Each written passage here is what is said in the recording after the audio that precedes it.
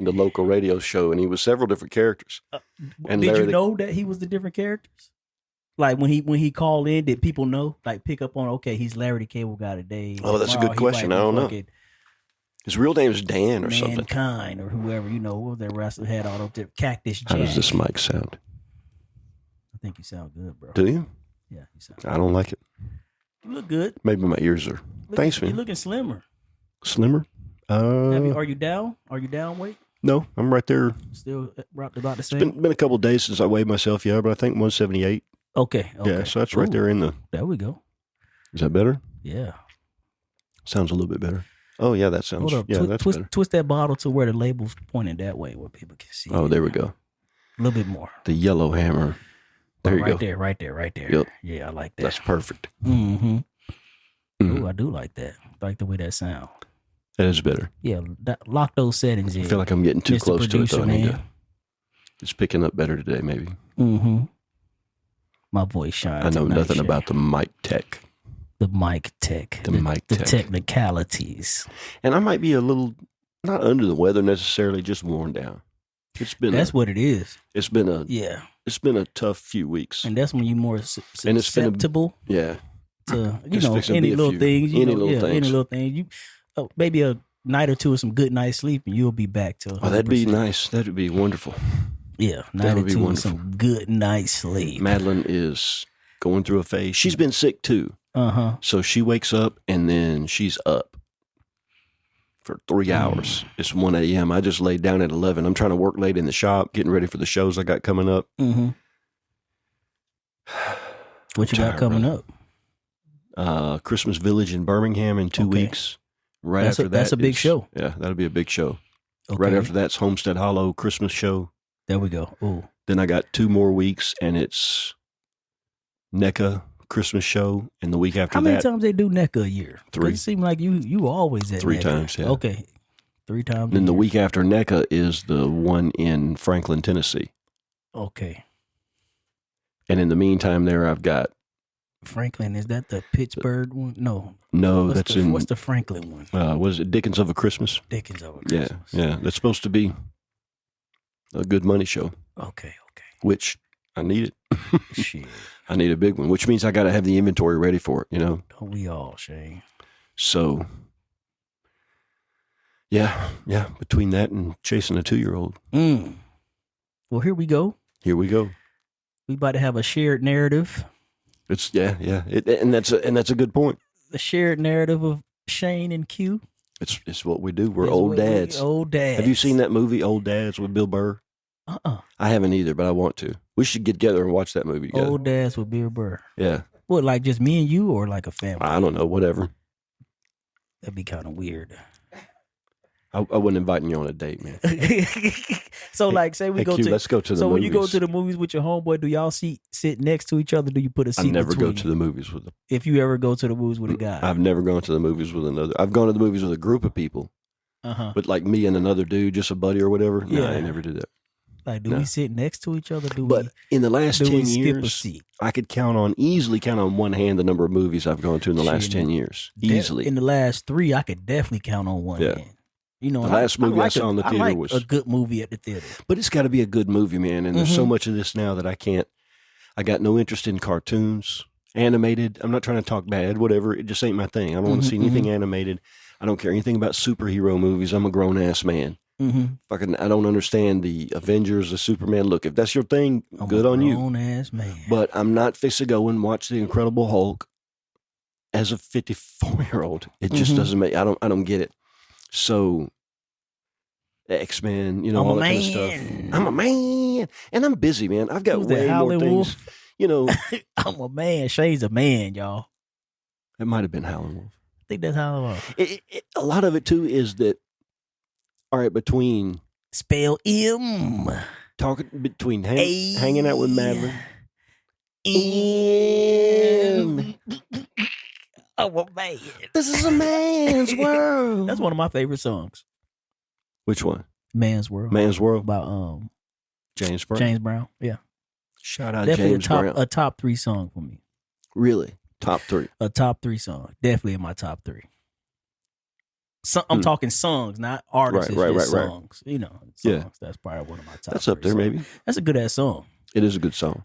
It's been covered a bunch of times. Who was the soul singer that covered it back in the? I like the James Brown version. Was it Ella Fitzgerald? I'm not sure, Shay. I can't remember. Somebody covered it. A woman covered it, and it was great. I mean, it wasn't James Brown. It wasn't James Brown. I heard he was an asshole in real life. I heard he was too. I don't know if, I mean, but here's the thing. He grew up in a very poor neighborhood. And at that level of success and perfection, you want everything to be right. You do, but also everybody's hitting you up. You can't go back to the old neighborhood. They're going to expect you to just come with a pickup truck load full of bills and pass them out. And if you don't give everybody what they want, they're going to say, oh, he's an asshole. Motherfucker, I worked for all this money, and I'm trying real hard to keep some of it. Yeah. I mean, I don't know whether or not he did anything for his community. I can't say whether. Of course, I never met the man. He did a lot of coke. Did he? Hopefully, he bought from. I mean, there you go. Hopefully, he supported black-owned businesses. The local. When he bought his cocaine. We will hope. Buy local. Buy local. Pookie, you're going to be my regular supply. Don't let me down, Pookie. Don't let me down, Ray. God damn. That's too good. Local cocaine. Local cocaine. That'll be the name of the episode. Local cocaine. Yeah. I like it. I think we rolling, bro. I think we're rolling too. Should we open up this show? Hey. I'm still not 100% cool on my mic. You do the honor, Shay. Ladies and gentlemen, how do I sound? Do I sound okay? Hey. Nobody said anything. I think you sound beautiful. All right. Coming to you now from that 86 Kids studio deep in the heart of Huntsville, Alabama. Underground, Huntsville, Alabama. In the bowels. In the bowels, in our secret lair known as that 86 Kids studio. Here with my co-host, Q the Messenger, our illustrious producer, Kevin the Boss Man Richardson. Hey. They call me Shane the Brain. And here with a very special guest tonight, a bottle of Yellow Hammer Regional Bourbon, courtesy of Q the Messenger. West Coast. This is Vendor Chronicles. Let's go. Let's go, Shane. Let's go. That was the extended intro. That was a damn good intro. Thank you, sir. Thank you. I guess my mic does sound okay. Sounds better now. Oh, man. Well done, Mr. Producer. We do have the best producer, at least in Huntsville. Yeah. If not in the whole damn business. I think so. Most underrated, like King's X, most underrated ever. Yeah. He's a diamond in the rough that ain't been found. A underground king that ain't been crowned. Oh. Bars. He's literally the underground king that ain't been crowned, Shay. I like it. It's lyrical. Bars. That's 50 Cent. That's 50? That's 50. Okay. That's 50 Cent. He didn't get huge for nothing. I'm a diamond in the rough that ain't been found. I'm the underground king that ain't been crowned. Shout out 50 Cent. Shout out 50 Cent. That was before he blew up. Now he is the king. For sure. He ain't a diamond in the rough no more. That motherfucker's polished. And he certainly has all been found. Get out. Yeah, he's definitely been found. Did you hear that story? I saw something about him recently about his girlfriend broke up with him because he wouldn't give her $50,000. And she apparently felt entitled to money for being his girlfriend, and she went and asked him for money, and he said something about, no, but here's 50. Go get your nails done or some shit. And so she broke up with him and, put him on blast, and he's like, okay, yeah, I did that. She broke up with him. Because he wouldn't give her $50,000, yeah. She's stupid. Oh. You broke up with 50. But he wasn't ever going to marry her. Why would he marry her? Of course not. But you still get to live a life you beside still get to me. live the life, right? Shit. And if enjoy the fringe benefits. If you're in it for the money, then you hear the wrong. Yeah, what's I the don't point want you anyways? anyway. Yep. It'll be hard to find, I guess, authenticity in people once you get money. I bet. If you meet them while you're already rich. Like if it's me, you, before we got wealth, before we build wealth, me, you, Kevin, right. whatever, people I already know who I know genuinely like me for me and not for that's different. My money. But from that point on, it's like to everybody you meet, you're not. They have an agenda. You're not Q Darden, you're Q the messenger. With $1 million. With $1 million. And they think they all know you and that you owe them something because, for whatever reason, I guess. Right. Or I can do something for them. Like I can give them 50,000. Yeah, it'd be hard to build genuine relationships once you get rich. Or if nothing else, just what can my connection to you be worth to me? Maybe they're not trying to get money out of you, but they just want to be seen as next to you so that they can, ride your coattails or whatever. I don't know. Ride my coattails. Ride your coattails. Well, how's your week been, man? It's been a busy week. Yeah. I've been able to finally get some things done.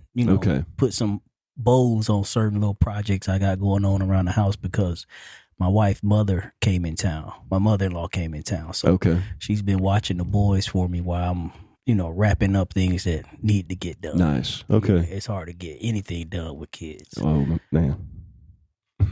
Anything. Especially when you have kids, you put a lot of things to the back burner.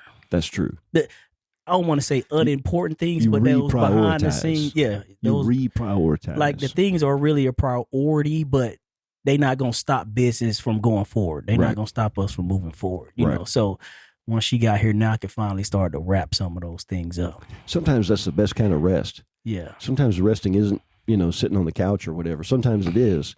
But sometimes it's just putting your mind at ease that you got, the toilet fixed or whatever it is. Got the toilet fixed, exactly. They've been running for 2 weeks. Exactly. I ain't had a, you know what I'm saying? Got my back porch swept off and the cobwebs dusted. Yeah, stuff like that. Got the blower out and the sidewalk looks, Right. Yep. That's exactly what it is. Yeah, when your space is not to whatever level of cleanliness and organization you're accustomed to, your head just is, you can't get straight. Can't get right. I'm lightweight OCD. That's a self-diagnosis. Sure. I think it's part of my autism that I have. Autistic.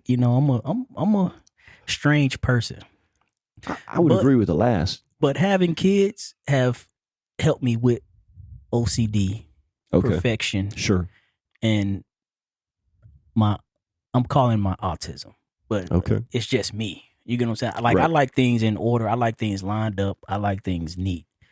When you have kids, that shit goes out the window. Goes right out the window. And you got to decide where you're, what's most important. And you got to decide what's important. So like it messed with me, but then I recognize and be like, okay, step back. It's not that serious. Right. I got to tell myself that. But I think that's one of the benefits of fatherhood is it does kind of make us a little more mellow and a little more, okay, this too shall pass. It's going to pass. This will pass. So I think with having my own room now, my own space, where I can be OCD and autistic in is going to be real beneficial to my mental health. That's been one of the benefits of having a wood shop. Mm-hmm. That space is uniquely mine. And to anybody else, it may not seem organized to their liking, but it works well for me. It flows for me, Mm-hmm. And when I go out there, if I put a hammer down, that's where it is when I go to pick it back up or whatever. If I'm in the middle of a project, when I go back out there to it, I know things are the way I left them, and I can just pick right back up. Mm-hmm. And that's I never realized that was going to be one of the side benefits of what it is I do now. Being able to have that space, having that space, that personal space, that's my space, and it's a workspace. But I spend it's still obviously my a lot of space. time there, and it's my space. Yeah, it's important to have your own space. It is, especially when you have a family. I think it really is. I do. It's easy to lose your personal identity when you have a family. Correct. And your identity obviously is merged with your family, but that's very good. Each member of the family has to have their own personal identity also, and the freedom to do that is.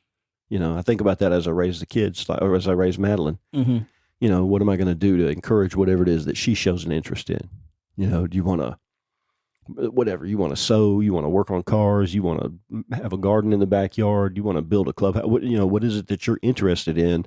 And then how can I facilitate a space where you can explore that, And a lot of times the kid's interest usually takes priority. Yeah. Over the parents' interests. A lot of times. Sure. Like shit. I hope she likes to play disc golf. Yeah. I really hope. She already picks up discs and tries to throw them in the basket. She will naturally just by watching you.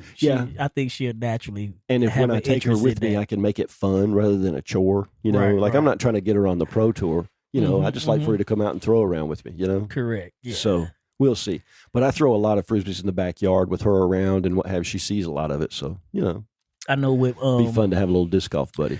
With my first two kids, I sacrificed a lot of that. Like my son, he swim. My daughter dances currently. Right. My son, he swam for 10 plus years, and that was when you swim competitive like that. That's every day. Every day. So before he could drive, that's me or his mom dropping him off every day, every evening or every morning, every day. For 10 years. Yeah. And then competitions are always on the road. You know, so my vacation time is spent going to competitions on the road when I still had a 9-to-5 job. With these kids, I told my wife I'm not doing that shit. I'm doing something that I'm interested in. I do wonder sometimes about, you know, you mentioned one time about with your oldest son, you sometimes wish that you would have forced him to come out and work with you in the shop or something, to do something with you that interests you also. That interests me. And I wonder sometimes about, it is important to foster our children's interests, but also show them some of the benefit of, you know, whatever it is you like to do and let them see you in an environment where you enjoy what you're doing. And I think they'll take pleasure from that or take something from it. You know, I don't know. Yeah. I just know me personally, I'm not willing to make that sacrifice no more to commit to someone else's, it's going to sound fucked up, but someone else's interest and goals. I'm not making that, not that big of a commitment. It has to be something I'm interested in. Let nobody misunderstand here.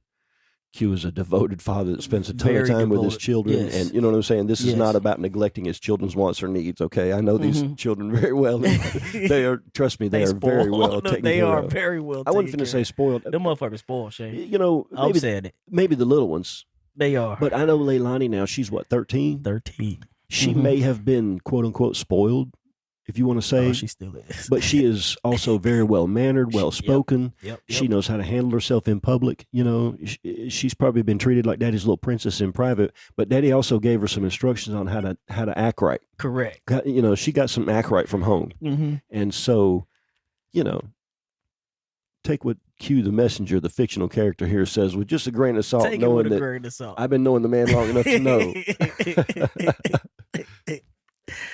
Yeah. That's all. That's where I'm at with it. But I think I put a lot of time into my kids' outside activities. There's a lot of value in kids seeing their parents doing something that they enjoy and are good at. I think there's a lot of value in that. You know, it's a good segue to bring it up, I guess, but yesterday was Jessica and I's 18th anniversary. Hey, happy anniversary. Yeah, thank you very much. Went out and had a steak at Connor's. Oh. It was the first time that we ever left Madeline with anybody. Who y'all leave her with? Jessica's sister, brother and sister-in-law. Brother and sister-in-law? Yeah, okay. They brought a couple of their kids over. They've got teenage girls. So they brought their... Joel? Joel, yeah. Joel, okay. Joel and his family. Joel and his family, yeah. So, and they know Hank. You know what I'm saying? They're good with the, you know, and we wanted it to be in our house. You know what I'm saying? The first time we left her and one of us wasn't there. And apparently she spent half the night going, Daddy, where are you? Looking for you. I guess, yeah. She said, Mommy, where are you too? She was looking for both of us. But anyways, it was our first time going out. Had you a steak at Connor's. Had us a steak at Connor's, a couple of glasses of wine. Oh, I had a ribeye. Did you get that coffee ribeye? No, I looked at it. I think that's a T-bone. Either way, I know what one you're talking about. It's good. I looked at that hard. Oh man, but it's good. In the end, Shane. I settled for the traditional ribeye. You just settled for the traditional ribeye. Dude, I mean, you can't go wrong. No, you can't go wrong. You can't go wrong. Yeah, it was way. Tender and delicious. It was it was fantastic, perfectly cooked. Wow, fantastic waiter. Yeah, it was a really nice had y'all a steak dinner at Connor's for the anniversary. Got dressed up, semi-dressed up. We didn't go all nines. You didn't go all nines? No. We just like sixes. Dressed up. Like so. Like no, Jessica 5, was like 6, an 8.5. 8.5. Well, she gonna be an 8.5 regardless. I was like a 6.25. Maybe. Yeah. Yeah. Look, I didn't wear my Chucks, man. I actually pulled out a pair of, nice shoes. Slippers? You know? No. Lemon pepper steppers? You put your lemon pepper steppers on? I tried to stand up straight. I wore my good hat, Okay. That's good. But we had a good time. And it was the first time we've been on a date by ourselves since Madeline was born. So we... Oh, wow. Yeah. We really, our first anniversary, we took her with us. Okay. When she was born? No. So like her first year here. Her first and second year. Yeah. First and second. Y'all just. Yeah, when she was a baby, she was in a little carrier. And then last year she was a handful and we couldn't enjoy dinner like we wanted to. Mm-hmm.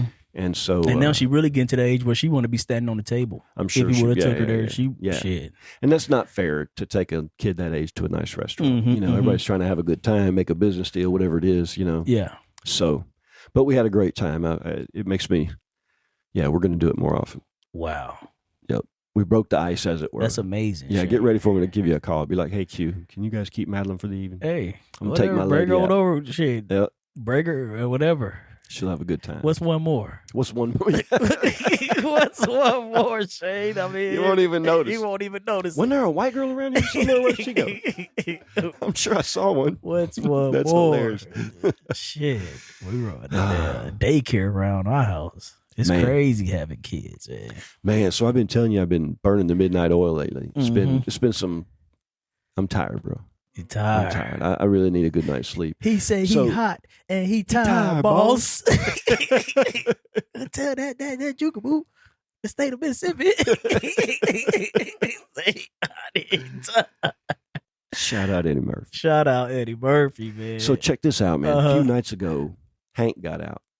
Oh. For those of you that don't know, Hank is my dog. Hank on the loose. He's about 100 pounds. Is he snipped? Yeah. Okay, so he ain't like clipped. Chasing tail. He ain't trying to get out to go chase tail. He'll get out and then just get out, just like to be out. I see him in the neighbor's yard, and as soon as he sees me seeing him, he'll like haul ass to the next neighbor's yard. He goes in the woods behind the house. He's not supposed to get out, but he doesn't. He's not chasing cars or whatever. He just wants to run. Okay. So he got out. It was evening time, like 8 or 9 o'clock. You can't catch him. If he wants, he'll come home when he's ready to, and not until. There ain't no way you're going to catch him. I've played that foolish game before. So anyways, I just left the garage door open a little bit while I was out there working, and left the back fence open with the back door open. So when he came in, he could either come in through the garage or come in through the back door, right? So next thing you know, this is like 1 o'clock in the morning. He got out around 8. 8 or 9, yeah, it was late. But not that. Getting a little concerned now. I was kind of getting concerned. Yeah, I started getting a little concerned. So. But again, I'd gone outside. A couple times I'd seen him, but he was just, running, whatever. So I'm like, More concerned with just cars. Yeah, for sure. Well, okay, so then as the story progresses, about 1 o'clock in the morning, he comes into the garage. He's all wiggling and tail, but he's kind of acting weird, So I jump up real quick and close the garage door.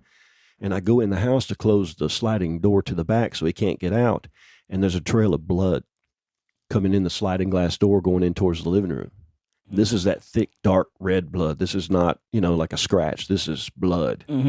Good, thick trail of it going in there. I immediately go back into the garage where Hank still is, and I grab him, and I'm checking him out. I can't find anything on him. I'm feeling of his legs, nothing. I'm like, did he get hit by a car? Is he vomiting blood? What's going on? So I go back inside to grab a towel, and Hank done brought a rabbit home? It was a possum. Oh, shit. Laying there in the living room floor bleeding out. Brought a damn possum home. Look, I got dinner. That's exactly what he was so excited for himself. I got dinner. Apparently, he went and jumped up on the bed. Jessica was asleep. He went and jumped up on the bed and was all wiggling and telling her about it and everything. And he came in the garage, and I go in there, and sure enough, he brought us a possum. Brought a damn possum. Left it bleeding in the floor in my living room. Fresh possum. So now 1 o'clock in the morning, I got to deal with Mr. Possum and clean the blood. Possum. Yep. Oh, he was still alive. Yeah, he twitching. was messed up. He was fucked up, though. I really wanted to put him out of his misery. And thinking back on it, I probably should have just threaded a silencer on my 22 and popped him. And just gave him a pop or took just the axe to his head or something. Something, you know what I'm saying? It's 1 o'clock in the morning. I got blood to clean up. I got to, you know what I'm saying? There's one more thing. I scooped him into a 5-gallon bucket, and I put him into the field behind my house there. How big was he? Bigger than a football. What, about 8 pounds, you think? Yeah, if you had to put a weight to him. Yeah, that's probably pretty close. Yeah, about like an that. 8-pound possum. Yeah, it was a good sized possum. Wasn't the biggest one I've ever seen, but Oh, I done seen some big ass possums. Yeah, they can get huge. Huge. This was a good sized possum. It wasn't I'm talking like maybe 25, 30 pound. That's a big possum. Possums, big ass possums. That's a big possum. Wow. Well, I don't know whether he limped away into the weeds or something got him, but the next morning he wasn't there. Something probably came and got him. Something probably came and got him. Put him out of misery. Circle of life. It is what it is. Hey, dust to dust. Yep. Something else has got to eat.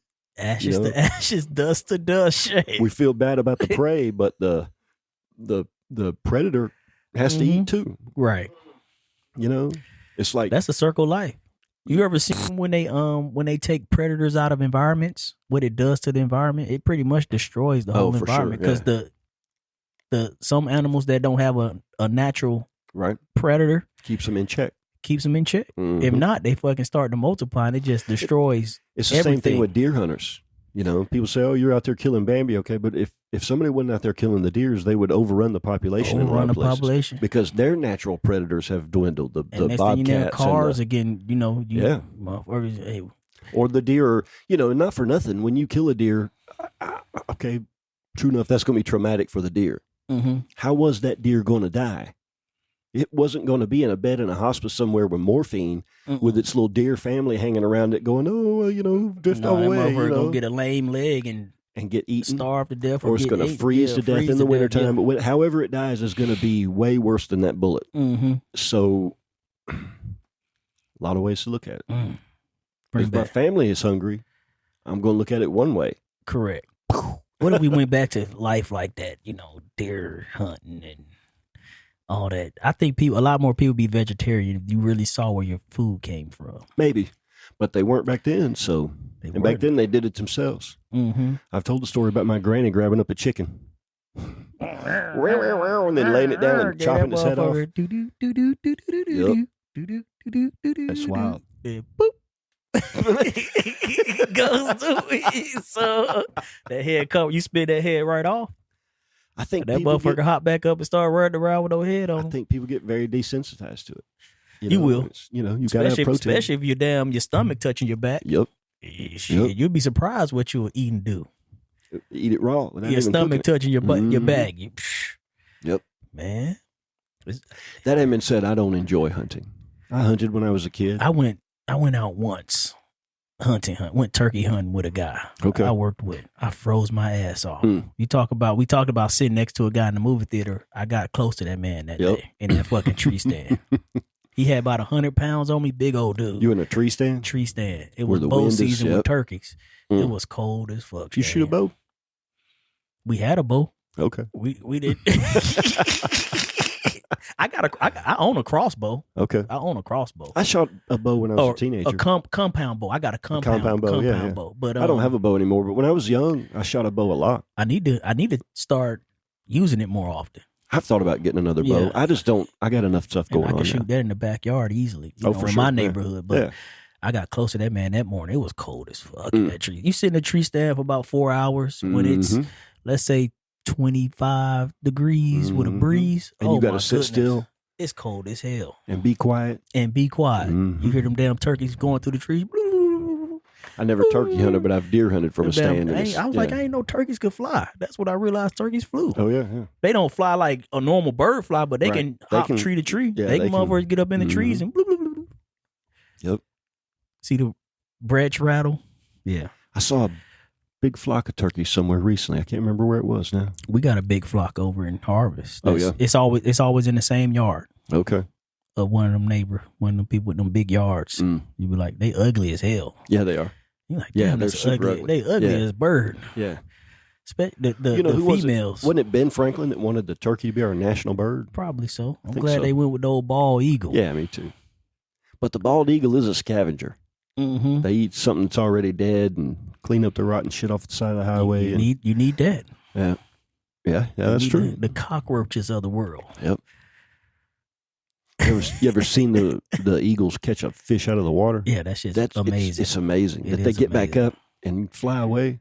It is amazing. That's wild to me. me. What do you think of 8-foot wingspan when they fully grown? Probably, sure. Can you imagine 8-foot wings? I can't imagine. I'm 5 seen foot, their nests? 6'7". I can't imagine this as a wingspan. Jessica and I we went kayaking just before Madeline was born. Down, we got off at the Priceville exit and headed like we're going in like the backwaters of the lake there. Anyways, it's just all flat water, and they had some of those great big electrical towers. You know, the ones with the high voltage wires on them. Not transformers. Transformers, like the and stuff. Yeah, the real transformer line. And we saw at least 2 and maybe 3 eagle nests up there. And I would say the diameter of this nest was probably easy 10 feet. That's huge. That's bigger than damn. Yeah. Huge. Golly. I would say I did have some pictures on a phone. that even on a phone you could tell what was going on. But we paddled up probably we probably got to about 50 yards away from the base of this tower. And this is probably 60, 70 feet in the air where they've got this nest, right? But when we got probably within 100 yards of it, this big old eagle climbed up on the edge of that nest and stood there on the edge of that nest just mugging us. Like, all right. Just watching. And I'm like, I don't know what's about to, is he going to dive bomb us, whatever? We got within about, like I said, probably 50 yards of the base of this. And he was like right on the edge looking over. I'm like, you know what? We're fixing to turn around. We turned around and paddled away, and the whole time I'm watching behind me. Might as well be a damn pterodactyl. Man. I mean, those talons. A pterodactyl. You imagine if they got you with those talons? Oh. They would eat you up. Oh, my goodness. They would eat you up. Imagine if they got on your face. Or if they got in your carotid, what's that artery? Carotid. Carotid. You almost messed me up. If they got your carotid artery, whatever that is. My daughter said some shit the other night, Shay, that cracked me up. Man. What'd she say? It was where it's like, okay, being a dad is worth it for this laugh. So we was talking about, people being, somehow we got on the top of like people being dehydrated. Okay. But she didn't use the word dehydrated. She was talking. She was like, yeah, so-and-so passed out because they were underhydrated. Underhydrated. I said, you mean dehydrated? She's, oh, yeah, that word. It just gave me the laugh, man. It was just so funny. She was dead ass serious. That sounds like a corporate slogan. Are you underhydrated? Underhydrated. Try and look at IV. Underhydrated. You knew what she was talking about, though. Right, yeah. Underhydrated. And that begs the question, if you use a word that you know what it means and the people that are talking to you know what it means, it's a word. We know exactly what it means. It's a word then. Then it's a legitimate word. Like who? Maybe she might be the first one to ever say it. I was like, I'm not using dehydrated no more. If it gets the point across, you know what the word is. What was that one we said on one episode? 7-Eleven? It doesn't make any sense, but we all know what 7-Eleven is. 50-11. 50-11 times. 50-11 times. I told you 50-11 times. I told you 50-11 times. Yep. Shit. Language is fun. We talked, the young lady we talked to tonight at the coffee shop, Caitlin. What's up, Caitlin? Shout out. She's not listening to this. Shout out, Caitlin. 17-year-old. 17 years old. See, she's got her head on her shoulders. I talked to her a little bit before you showed up. Okay. She didn't realize that me and you were together until I ordered you that quad shot. Oh, okay. And that's when she finally put 2 and 2 together. Oh, the quad shot guy. He's always twitchy. Yes. She was like, oh, now you look familiar to me. So she was like, she gave you an extra piece of chocolate. I noticed I had 2 pieces of chocolate. I was like, I wonder if he's going to notice it. I know I did. I said something, but she was, I think one of y'all were She was in mid-sentence maybe when you said it. Yeah. Sweet girl. She is sweet, yeah. She seemed like she's got her head on her shoulders nice for a girl. young person. She was like, she said she usually don't work Tuesdays. Hadn't we been seeing her on Tuesdays? I don't know, Shay. I don't know. We've been mixed up. We've been doing some Tuesdays, some Wednesdays. You know who? Yep. Whatever crew it is. Right. Saw Rudy there tonight. Rudy's a cool dude. Yeah. He seems like he's really introverted, but if you speak to him personally and call him out by name, be like, "What's up, Rudy? It's good to see you, man," or whatever, he really responds. He's a cool dude. I like Rudy. Yeah, I think they really appreciate seeing familiar faces. Think so. And we take good care of them too, so that doesn't hurt. That is exactly true. That doesn't hurt. Take good care of your people serving you. I'm a big believer. And you'll get that. good service. You'll get good service. You get an extra piece of chocolate. See, I enjoyed that extra piece of chocolate. She gave you an extra piece of chocolate. It was nice to show up tonight after just seems like all the little things that can go wrong have been going wrong. Then I show up and there's my espresso set up with an extra piece of chocolate. Already got my Perrier. Thank you, Q. I pat myself on the back for that. Good friends are hard to find. You've been hooking me up the last couple of weeks though. When I show up, even my shot might be cold, but it's still there. I ain't throwing no shade. I still appreciate it. I got to get the staff trained that when we order the extra one, wait until the other person gets there. We're still working on them. I appreciate you, man. The Titches was good. Shout out Honest Coffee Roasters. They say no good deed goes unpunished. No good deed goes unpunished. That's what they say. Yeah, shout out Honest Coffee Roasters. Honest Coffee Roasters. Great place to start. It is. Start an evening. It is. And I think pretty much the staff knows who we are now. That evening staff. Yeah. You know, they know who we are. I think sometimes our reputation precedes us too. It might do. I mean, they do know that we sponsored the train. Mm-hmm. You know, that's our is true. QR code up there, you know. That is true. So, yeah, we're semi-famous. Even if it's just that little strip, just right? one little corner. Clinton Road. We got one little corner on Clinton Road. We're Clinton Road famous. That's what we are. You got to start somewhere. You've heard of Hood Rich? We're Clinton Road famous. You got to start somewhere, Shay. They see two hoopties pull up. That must be them Bender Chronicle boys. I wouldn't call your truck a hoopty. I think we got it. We got a good start. We got a good foundation up under our feet. I agree. Yeah. It's time to spread our wings, though. Yeah, it's just time to spread the wings. It's time to spread our wings. We got a real good foundation. We need to get the word out there that Vendor Chronicles is a place to listen. Yeah. Real talk. Real talk. Sounds like an old radio station. Mm-hmm. And now, Real Talk 96.9, where we discuss all the local issues. We got enough episodes where we can cut up a lot of things. That's true. If we hired a professional, I wonder how much that would cost. Hey, if there's somebody listening, we could send it to India? College product, don't they do all that stuff in project India? Or something.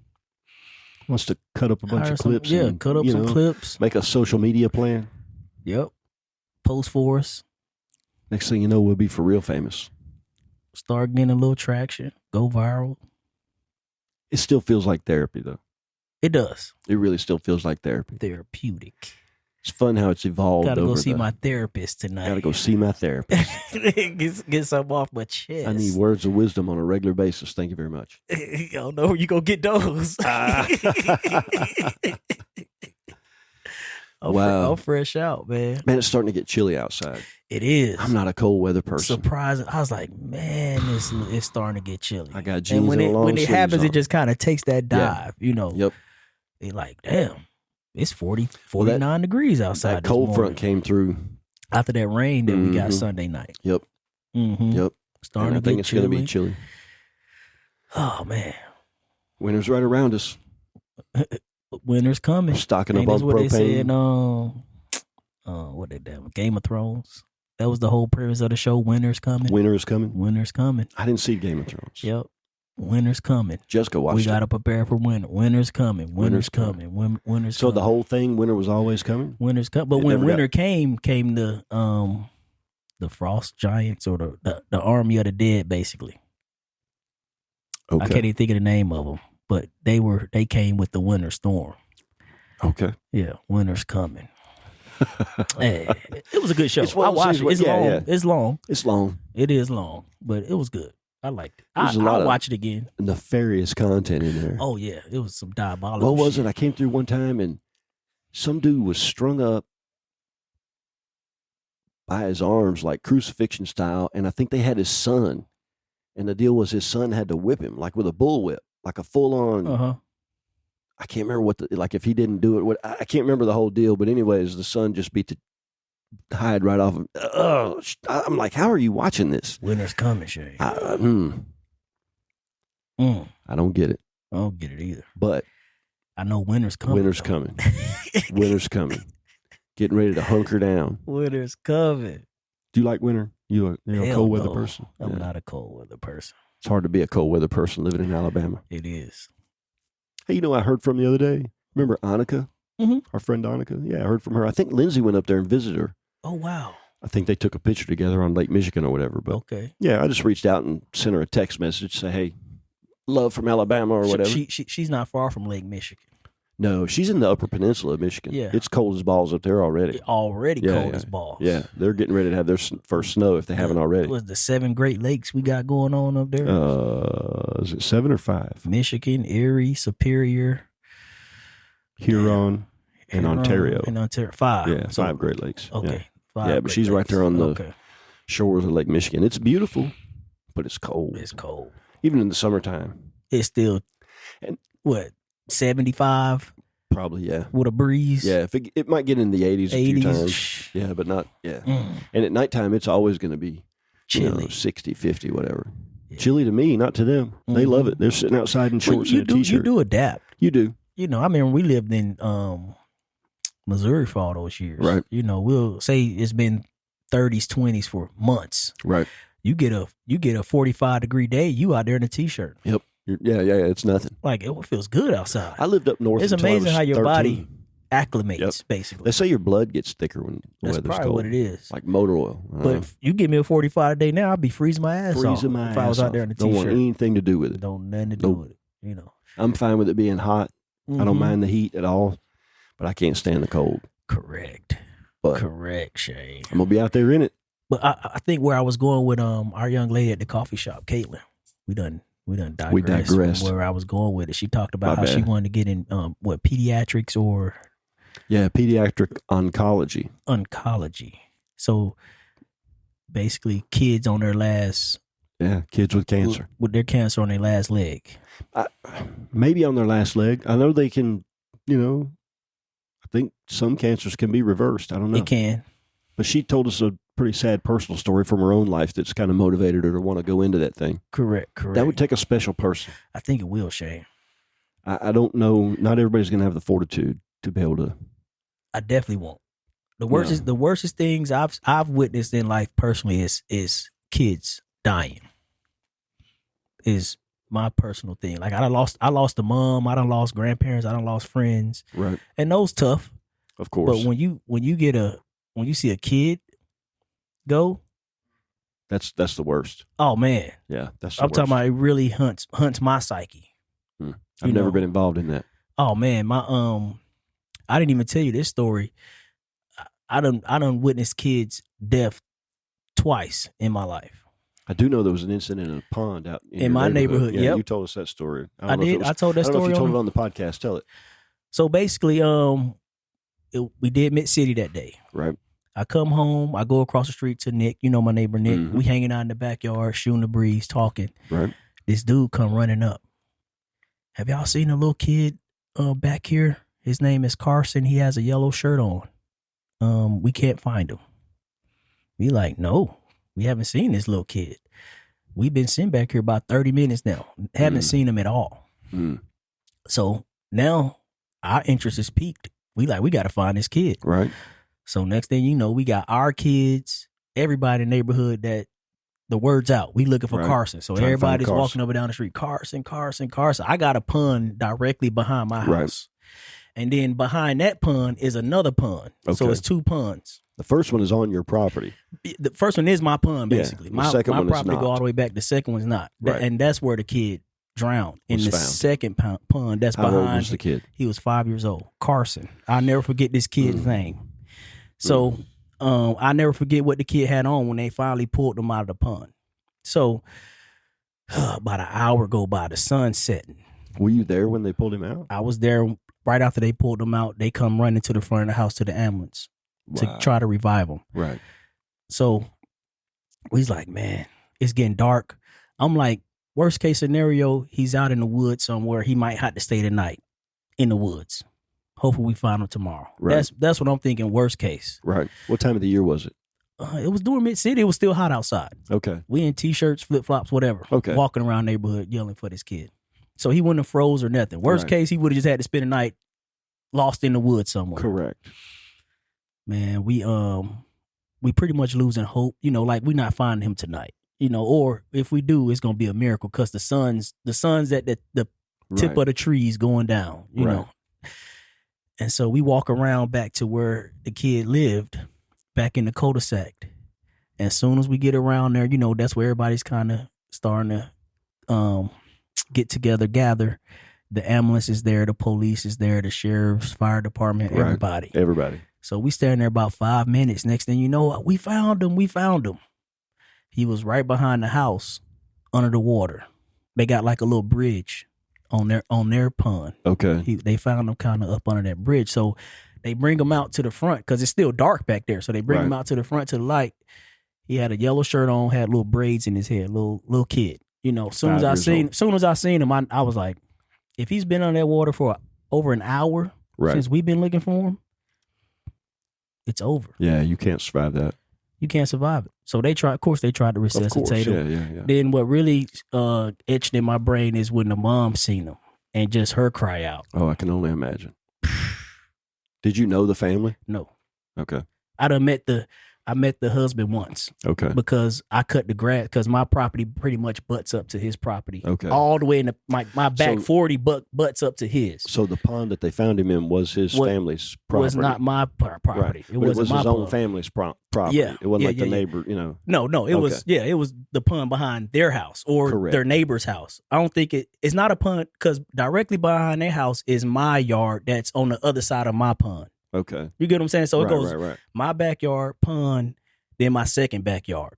And then say you facing that to the right is their backyard. Okay. Of my second backyard. Okay. And so you hear that mother stream, Shay? I was like, I gotta go home. I was like, I'm done. I fucking couldn't handle it. And then seeing that kid limp, soaking wet. So it's a lot of lessons in everything. So the biggest danger was the water. Right. If he had to stay in the night in the woods, he got to stay the night in the woods. Right. Whatever. He'd be alive. A squirrel ain't fit to kill him or whatever. Ain't nothing out here that can really hurt him in the woods that we have around my house. Deers, whatever. So lesson learned, if kid goes missing and there's water around, everybody need to be in the water. Go there first. At least half of us need to be in the water because that's the biggest danger that can kill them. Yep. That's the lessons I took from it. If I ever run into that situation again. God, the water is where we need to be. Because as long as he's not in that water, we okay. Right. That's the first incident. I can't. That was the first one? Something's happened since then? Well, that was it with kids that I done seen kids die or dying. That was the second time I seen a kid actually die. What was the first? First one was with my baby sister, her first kid. So you met Kobe Davis. I did. My sister that I raised from 11 to 17. Sure. So her first pregnancy, I don't know if she want me to tell the story, whatever. I'm gonna tell it anyway because this is my perspective. Sure. It's your story too. It's my story too. So her first pregnancy, her kid was born with a brain tumor. He lived like a week. So she was living up in Des Moines, Iowa when this happened. And we was living in Missouri. So we drove up to Des Moines, Iowa because we knew that the kid didn't have long. So we get there and I'd never seen nothing like this in my life. The kid had a brain tumor where his head was like the size of a watermelon, a small watermelon. Wow. And all they could do was just keep him on morphine. It was nothing they can do. Right. Morphine was all they can do for the kid. Just keep him, Just keep him being in pain. From being in pain. And it messed me up, Shane. I'm sure. It wasn't my kid, but I felt like that was my kid. I took it that personal, like, damn. It's almost like your grandchild. Almost like a grandchild. Right. And that's what really made me start to question my faith in God. Like, what kind of God would do this to a newborn baby? Allow something like this to happen. That's when my faith started to falter. Witnessing that. So when we was out there talking to Caitlin today, she was like, yeah, I think it's just in God's plan and all things work for the best. I'm like, that's some bullshit. Yeah, I don't buy that either. Should nothing like that ever happen with a loving God. I feel the same on way. Your side. Brand new baby, lived maybe a week, 5 days maybe. Baby didn't do anything. Baby didn't do nothing. Wasn't that baby's fault? An innocent baby. All they could do is just keep him morphined up. Right. Brand new. It fucked me up, Shay. I'm sure. I was like, fuck God. After witnessing that.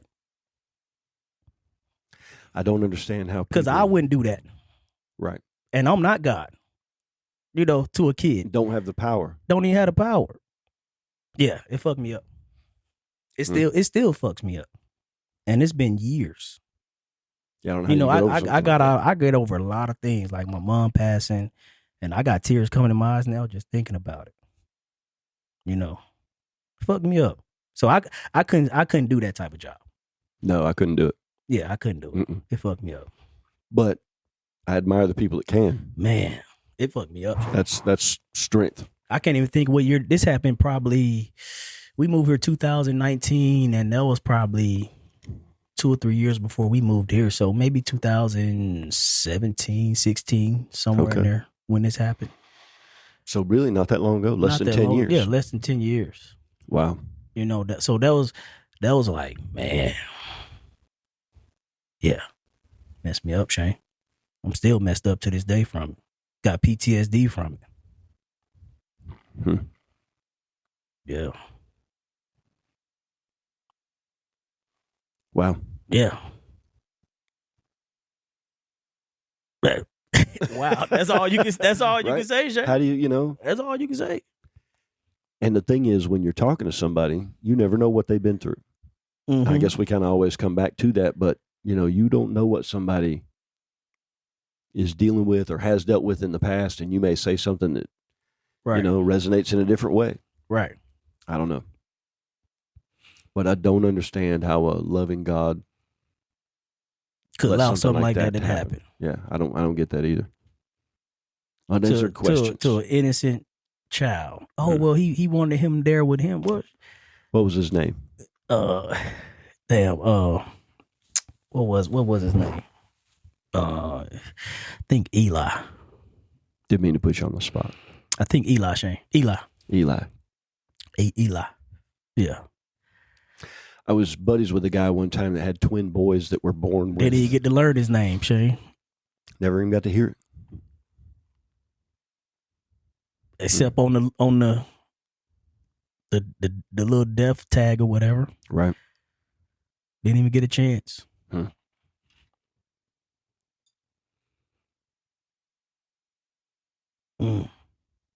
Yeah. Well, that's my effed up world. Don't know where to go from here. Man, love your kids, man. Love your kids. Love your kids. Love your friends, because tomorrow's not promised. Tomorrow's not promised for nobody. Good point. And it's not fair. And it ain't fair. And trying to expect it's going to be is, naive. Naive. There you go. Naive. At best. At best, yeah. Yeah. I don't think I ever get over that one. That's what I never accept. Not that I won't get over. I never just accept that, oh yeah, it happened and it's part of a plan. Part of a plan. I can't accept that. Yeah, I don't think there's grown folks die, stupid people die, or he did something stupid, whatever. Right. Motherfucker probably shouldn't have done that. You ever read the Darwin Awards? You get the Darwin Award. You get the Darwin Award. That one right there. Oh man, and I really don't like to talk about that one. I really don't. Well, I appreciate you sharing. Yeah, I really don't. And it's kind of one of those things, I think, where we're conditioned to just keep things bottled up inside. But at some point, that's too much pressure. You got to let it out. Yeah. Because I know that one right there really shout out Colby brings up emotions in me, and really, you go through, what is it, the 7 different phases of grief. I think that's right. I don't think I made it past the 3rd one with this one. Like I still get angry when I think about it. Right. I don't know how you get. Yeah. How do you find resolution for that? I don't know. It still makes me angry.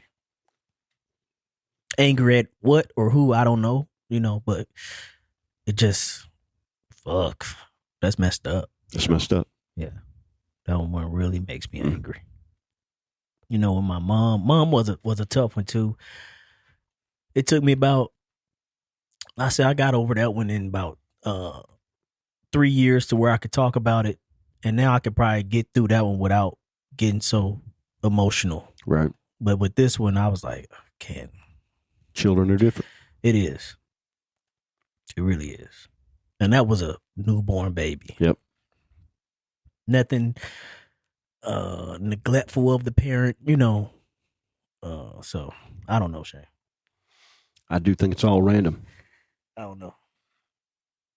That's all I got today. On that topic. Let's move on. That's easier said than done. That is easier said than done. I don't have an apropos joke, that's for sure. Apropos joke. Some cool segue to get us back onto it, That one, man. That but you know what? If I would say anything, I would say that, life's not always a comedy. It ain't. Sometimes life's a tragedy, and this podcast is about real life, a tragedy and real conversations and real feelings about the way we deal with and process the things that we go through in life. Mm-hmm. Everybody's been through something. That's a pretty big one. It is, and but whatever you've been through is what you've been through, right? And whatever it is, it's your cross to carry. And once you get up to a certain age, you've probably done seen a few things. You keep living. You will. We keep living, and the fact that we can know that we've all seen a few things. Mm-hmm. But how do we know that unless we talk about it? Yeah. We keep all that bottled up, and we, then our young men grow up and they don't know how to process either. Mm-hmm. Fathers, be good to your daughters. What time is it, Shane? I'm not sure. Is We're this 55 minutes in? This dual narrative coming to an end? 55 this shared narrative? This shared exploration of masculine emotion. Masculine emotion. It is a such thing. Cue the messenger cry. Nothing wrong with that. Cue the messenger cries. Of course.